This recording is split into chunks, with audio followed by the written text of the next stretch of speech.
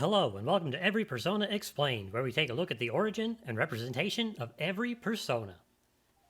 And today, we're taking a look at the Queen's Necklace. Queen's Necklace is possibly the most generic name that it could have been given. There have been a lot of queens in history, and most of them have had necklaces. This persona is actually in reference to something called the Affair of the Diamond Necklace, a late 18th century event that occurred in France, and that involves one of the most infamous queens in history, Marie Antoinette. It's an event full of court intrigue, romance, and a very clever con woman. The story of this necklace starts with the King of France, Louis XV, who had a mistress named Madame du Barry, who loved extravagance. So he decided to give her a gift that couldn't be matched. He commissioned a couple of famous French jewelers to make her a necklace, one unlike any that had ever existed. The necklace ended up having over 600 gemstones, mostly diamonds, and took multiple years to make.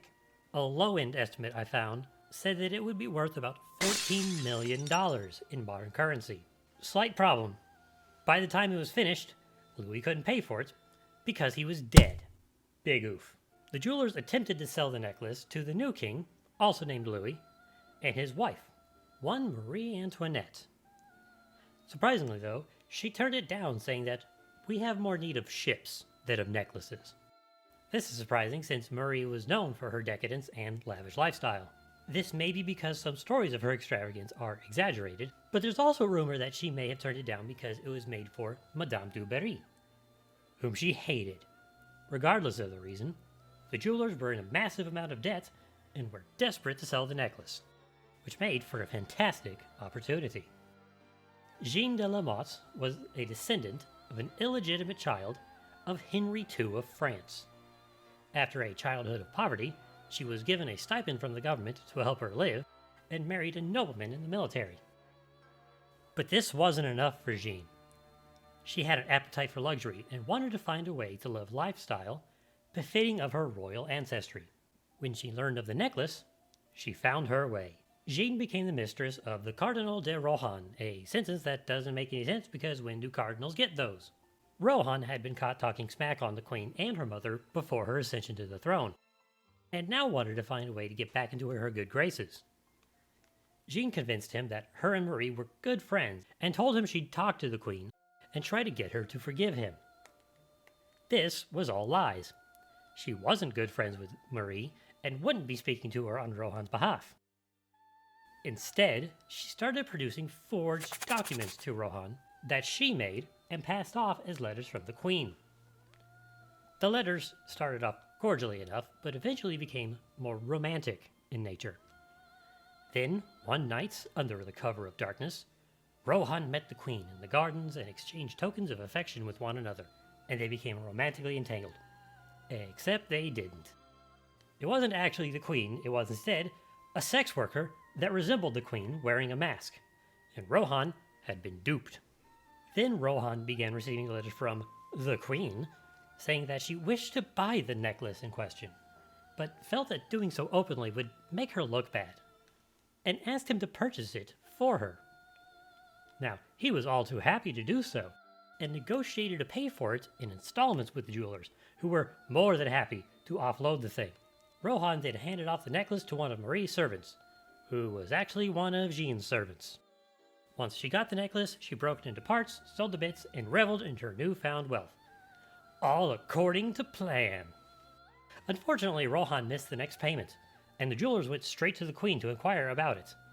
And everything fell apart quickly.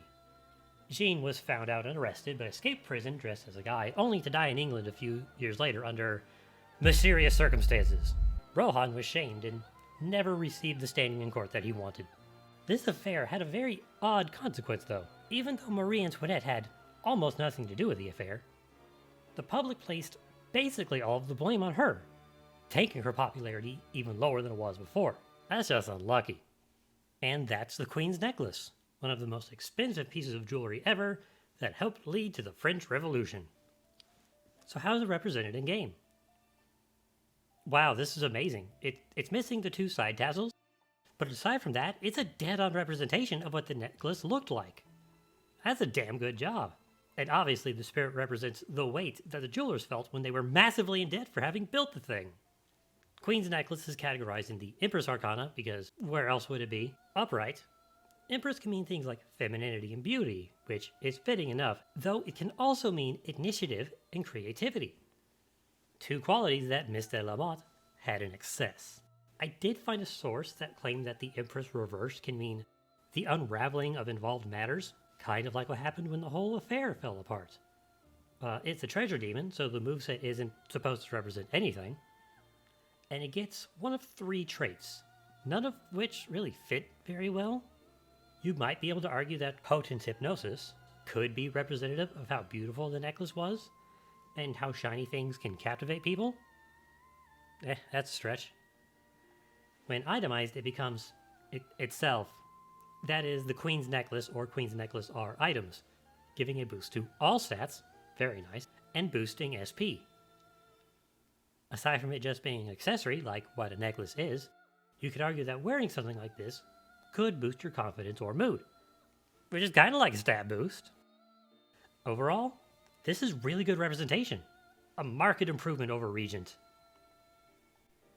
So the very generic name Queen's Necklace probably comes from the title of a story called The Queen's Necklace, written by one Maurice LeBlanc, and it's an Arsène Lupin story.